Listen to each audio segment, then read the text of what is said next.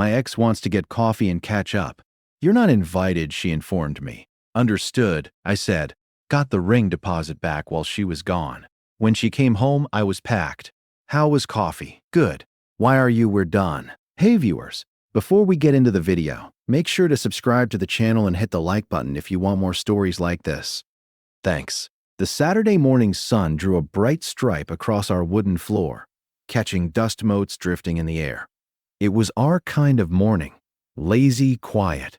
The coffee I'd brewed filled the apartment with its familiar, comforting scent. I was scrolling through the news on my phone, feet propped on the ottoman, enjoying the simple, uncomplicated peace of a day with no plans. Chloe, though, was moving with a purpose that didn't fit the mood. I watched her over the top of my screen. She stood at the full-length mirror by the door, not in her usual weekend uniform of leggings and one of my old t-shirts, but in a dark, fitted dress. Her makeup was carefully done, the kind that took time. A subtle, smoky eye, precisely lined lips. This wasn't for brunch with her girlfriends. That look was louder, more glittery. This was something else. You look nice, I said, lowering my phone. Big plans. She didn't turn from the mirror, just adjusted the line of her dress. Yeah, just meeting someone for coffee. The casual tone felt slightly forced. A small alarm bell, soft but steady, began ringing in the back of my mind. I kept my voice light. Easy. Oh, cool. Who with? She finally turned, but her eyes were on her phone, thumbs tapping out a message.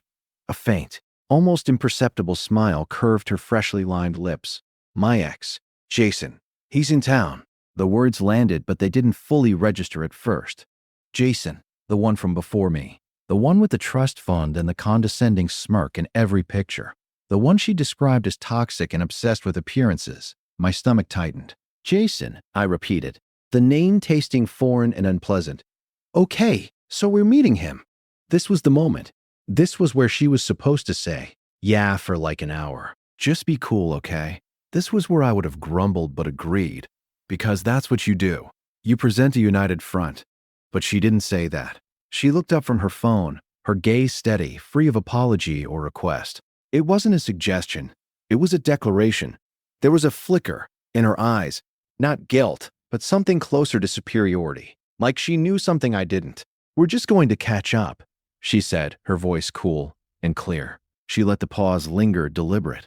Then the knife came down with casual precision. You're not invited. The air drained from the room. The scent of coffee turned acrid. The bright, peaceful morning shattered into 1,000 sharp pieces. You're not invited, with the words echoed in the silence of my mind. This wasn't about coffee. It wasn't about catching up with an old flame. It was a power move. A deliberate, calculated line drawn in the sand. I am going somewhere you cannot follow. I am prioritizing my past over my present with you. And I am telling you, clearly, that you're excluded. I felt the weight in the front pocket of my jeans. The crumpled receipt from the jeweler. I picked up the custom-designed ring yesterday. The plan was to surprise her tonight, cook her favorite meal, get down on one knee right here in that patch of sunlight. The deposit had been massive, 6 months of saving. The ring was finished. It was waiting for me. It was supposed to be the beginning of everything. And she was telling me I wasn't invited to her life. In that single heartbeat, I saw the future. The arguments, the accusations of you were controlling if I objected, the simmering resentment if I stayed silent, the slow, painful erosion of my self-respect as I accepted this diminished role in her world. The alarm bell in my head stopped ringing. It became one clear, steady tone, absolute, undeniable clarity. I looked at her, the woman I was ready to build a life with, and saw a stranger. The hurt, the anger, the betrayal roared inside me, but I sealed it behind a wall of ice. None of it showed, not even a flicker. When I spoke, my voice was calm and flat. It wasn't a question. It wasn't a plea. It was acceptance. Understood. For a brief second, she looked almost disappointed, as if she'd prepared for a fight and I'd handed her a white flag. She gave a slight, dismissive nod, grabbed her purse, and walked out. The click of the door latch was the loudest sound I'd ever heard. I stood there in the quiet, sunlit apartment, the trace of her perfume lingering in the air, the receipt for a future that would never happen burning in my pocket. The time for confusion was over. The time for action had begun.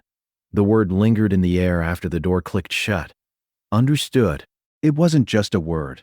It was a key turning in a lock. The lock on the box where I kept all my love for her. All my plans, all my patience. I turned that key and sealed it. The storm inside me, the hurt, the blinding rage, the nauseating betrayal, was instantly muted. It was still there, a roiling thunderhead, but now it was contained, distant. The energy it produced was no longer chaotic. It had become a cold, focused current. I moved. My first action wasn't frantic. It was deliberate. I pulled my wallet from my back pocket and slid out the receipt. It was creased from a day of carrying it around. A tangible secret. The jeweler's elegant logo was embossed at the top. Beneath it, the details. 14K white gold, 1.2 CT custom solitaire with pavé band. And the number. The staggering number. I'd worked overtime for months to save it. I dialed the number printed on the receipt. My hand was steady. When the receptionist answered, my voice was unnervingly calm. Yes. Hello, my name is Mark Evans. I have an order for a ring. Pickup was scheduled for today. I gave her the order number. I need to cancel the order and process a refund of my deposit to my original card. Oh. She sounded surprised, slightly flustered. I'm so sorry to hear that, sir. Is everything all right? The engagement is off, I said, my tone flat and factual with the, Linda had said, factual wet. I offered nothing more. There was no crack in my voice, no performative sadness. I was closing a business transaction that was no longer profitable. I see. Of course, sir.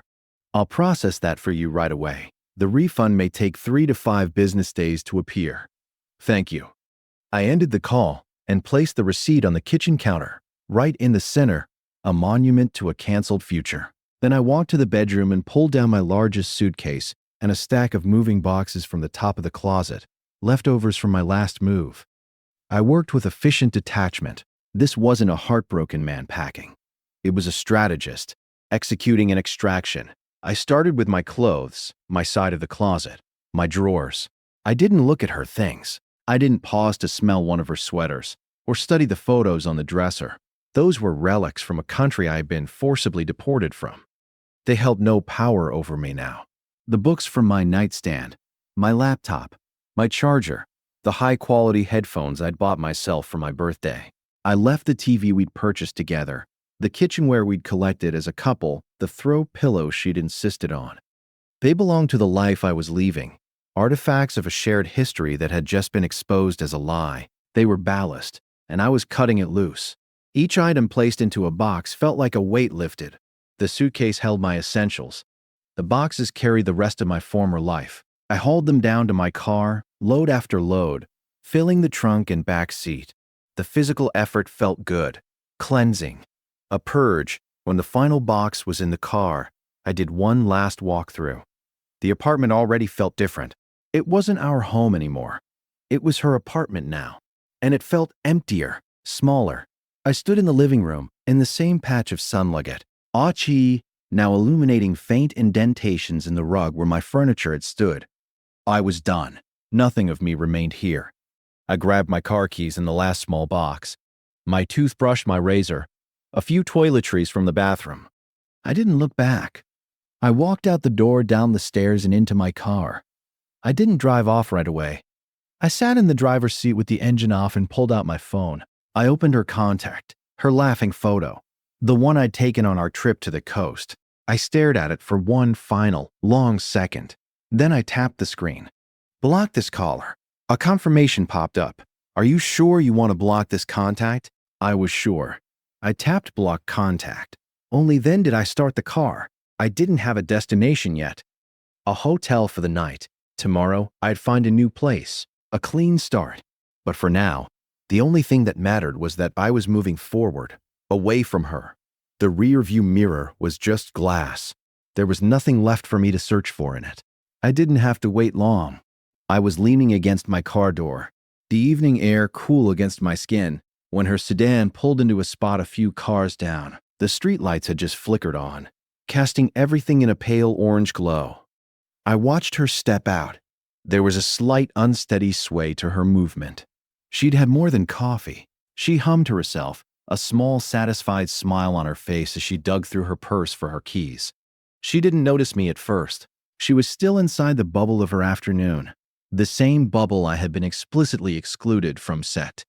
I pushed off the car and stepped into the pool of light between the vehicles. The sound of my shoes against the pavement made her look up. The smile disappeared. Confusion replaced it, then a flicker of alarm as her eyes settled on me, and then shifted to the packed interior of my car visible through the windows. "Mark, what's with the box?" she asked, her voice edged with slow, dawning panic. She gestured weakly toward the final cardboard box in my arms. I didn't answer her question. Instead, I kept my voice completely level, a sharp contrast to her rising unease. "How was coffee?" The question caught her off guard. It was so ordinary, so mundane, hanging between us in total contradiction to the packed car behind me. "It was," she began, brow furrowing, defensive gears already turning. "It was good. Why are you? We're done." The three words sliced cleanly through her sentence, delivered without heat or malice. Just a fact, spoken with the finality of a judge's gavel. For a moment, there was silence. Then she unraveled. "What?" The word came out as a sharp, disbelieving laugh. "You're breaking up with me because I had coffee with an ex. That's insane." I said nothing. My expression didn't change. My calm only fueled her. "It was just coffee," she insisted, her voice climbing. "You being so sensitive, so controlling. I told you about it, didn't I? I was honest. You were dismissive. I corrected evenly. There's a difference. Oh my God," she scoffed, throwing her hands in the air. "So I worded it poorly. You're really going to throw away our entire future, our engagement, over a poorly worded sentence." The word engagement was my cue. I didn't respond. I just looked at her, letting the silence and the packed car answer for me. The future she was referencing was already in my rearview mirror. Her confusion hardened into anger. The real version of her surfaced now that manipulation and minimization had failed. "You're pathetic," she spat, her face twisting. "You're actually doing this. You're running away because you can't handle a confident woman having a life outside of you. You'll never find anyone who puts up with you like I did. You hear me, Neve, R." The words were designed to wound, to crack my resolve and make me beg. They echoed down the quiet street, ugly and desperate. I took a slow breath, not because I needed it, but to mark the end of her tirade. I adjusted the box in my arms, a physical reminder of my decision. "The future you're talking about," I said, my voice firm and steady, "ended the moment you told me I wasn't invited into my own. Goodbye, Chloe." I didn't wait for her reply. I turned, placed the box on the passenger seat, and slid into the driver's side. In my peripheral vision, I saw her frozen on the sidewalk, mouth slightly open, fury and shock battling across her face. I started the engine. The sound was solid, definitive. As I pulled away from the curb, I didn't look back. I looked ahead to the road, stretching out in front of me, clean and empty and full of possibility. The first part of the rest of my life was a quiet street fading into the night behind me. And it was enough. The first 48 hours were a study in silence. I checked into a bland, anonymous hotel room that smelled faintly of antiseptic and artificial air freshener. It was perfect. No memories, no ghosts. I spent my time on my laptop scrolling through apartment listings in a different part of the city. And on my phone, where the only notifications came from my group chat, friends completely unaware of the detonation my life had just undergone. The silence wasn't empty. It hummed with a deep, steady peace. It didn't last. The first attempt came on the third day, a text from an unknown number. I knew it was her. The tone was a masterclass in rewriting history. Unknown. "Mark, this is crazy. Can we please talk? You're overreacting. It was just coffee. You're throwing away something real over a misunderstanding." I read it once. Overreacting. Misunderstanding. The words were so predictable, they were almost dull. She was trying to reframe my decisive action as emotional instability, turning her cruelty into a footnote, and my response into the issue. I didn't block the number immediately. I wanted to observe the pattern. I deleted the message and went back to comparing floor plans. The second attempt came later that night, a voicemail. Her voice was different. The defensiveness was gone, replaced with trembling, performative desperation. Mark, it's me, please pick up. Okay, fine. I get it. You're mad? It was stupid. Jason was nothing. It meant nothing. He's gone. He left town. It was just, I don't know, ego. I made a mistake. A huge, huge mistake. Please, I need you. I'm so alone in this apartment. It's so quiet. Just call me back. Please. I saved the voicemail, not out of sentiment, but as documentation of the shift from blame to begging. The admission of ego confirmed everything I had suspected. She wasn't sorry for what she'd done. She was sorry about the consequences. The silence of the apartment she now occupied was her punishment, not my responsibility. I deleted the voicemail and blocked the number. The third message was another text, this one venomous. The mask was fully gone. Desperation had curdled into pure, unfiltered rage. Unknown. Fine. Be that way. You were always too weak for me anyway. You can't handle a real woman. You'll be back, you'll realize what you lost and come crawling back. And I'll laugh. I almost smiled. This was the real Chloe, the one who told me I wasn't invited, the one who treated love like warfare and saw respect as weakness. This message was a gift. It was the final, undeniable confirmation that I had made the only possible choice. I blocked that number too. Then came the flying monkey. My phone buzzed with a familiar contact. Sarah, Chloe's most toxic friend. The one who always cheered from the call, sidelines whenever Chloe did something reckless and selfish. I answered and put it on speaker while continuing to pack my suitcase in the hotel room. Mark, hey, it's Sarah. Her voice was syrupy, coated in artificial concern. I know, I said flatly. Listen, I know what Chloe did was messy, but she's a mess. A complete wreck. You have to understand, she's spiraling. She's really, really sorry. A real man would find it in his heart to forgive her. She's learned her lesson. I paused my packing and looked at the wall for a moment. Sarah, I said, my voice completely devoid of emotion. Is there a point to this call? She made a mistake. Don't you care about her at all? That, I replied calmly, is no longer my concern. Do not contact me again. I ended the call and blocked her. Number 2. The circle was complete. The pleas, the anger, the recruited allies. It was all part of a script I was no longer participating in. One final email slipped through a day later, the last gasp before the digital silence became permanent. It came from an unfamiliar address, but the voice was unmistakably hers. Subject, I get it now, Mark. I'm writing this because you've blocked me everywhere else.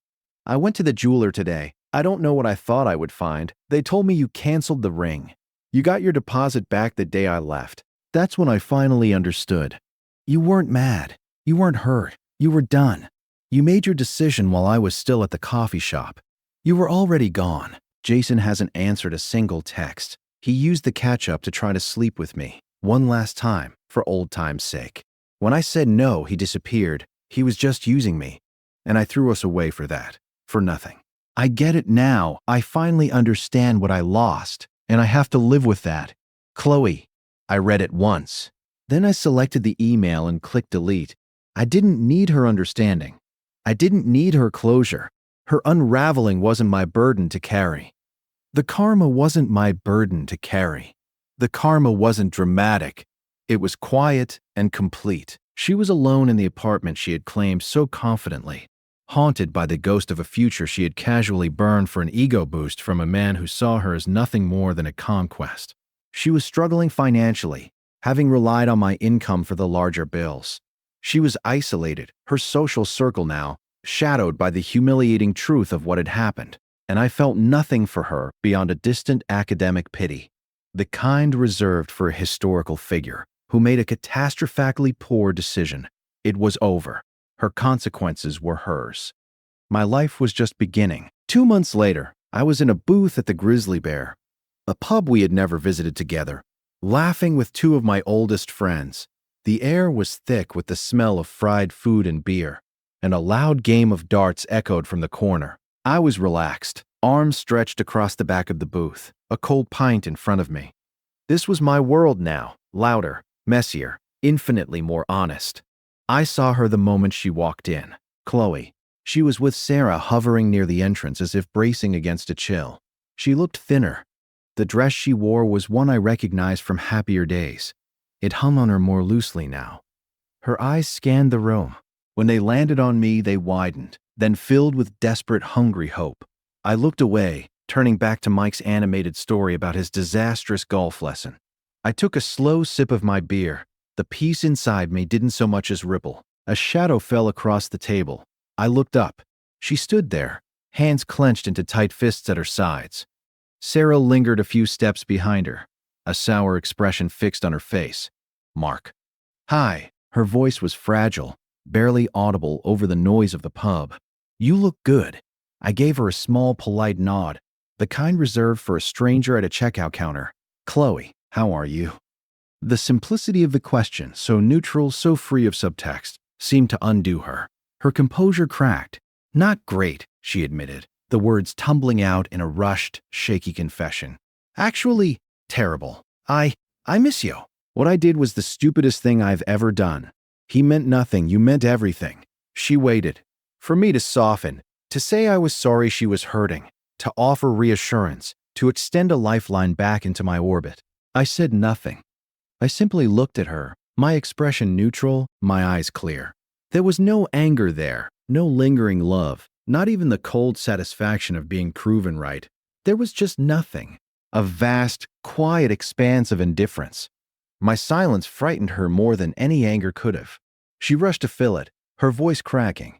So that's it. After all, that time, after everything we built. I set my pint glass down on its coaster with a soft, final click. I wasn't speaking to the woman I had once loved. I was stating a simple fact to someone I no longer knew. That was a different life. I said calmly, I've made my peace. I'm happy in this one. I let the truth of that settle between us. She could feel it, the genuine, immovable contentment, radiating from me. It was the one thing she could never fake, never manipulate, never take. And you're not in it. For a long moment, she stood there completely motionless. The desperate hope in her eyes faded, replaced by a slow, horrifying realization. She was staring at a man who was entirely, undeniably free. Her presence, her pain, her very existence carried no more weight to him than a discarded receipt for a ring that had never been collected. She had no power here. She was irrelevant. Without another word, she turned and walked away. Her shoulders sagged under a defeat that was absolute and final. Sarah shot me a venomous glare before hurrying after her. My friend Leo let out a low whistle. Dude, who was that? I lifted my beer again, the faintest genuine smile touching my lips as I turned back to my friends. No one, I said, and I meant it. No one at all. The conversation resumed. The darts game grew louder. The night carried on. I was already there, present, grounded, alive in my new life. A life she had unknowingly given me the courage to claim. And it was better than anything I had left behind. Thanks for watching. Make sure to subscribe to the channel and hit the like button. What do you think about this story? Share your thoughts in the comments.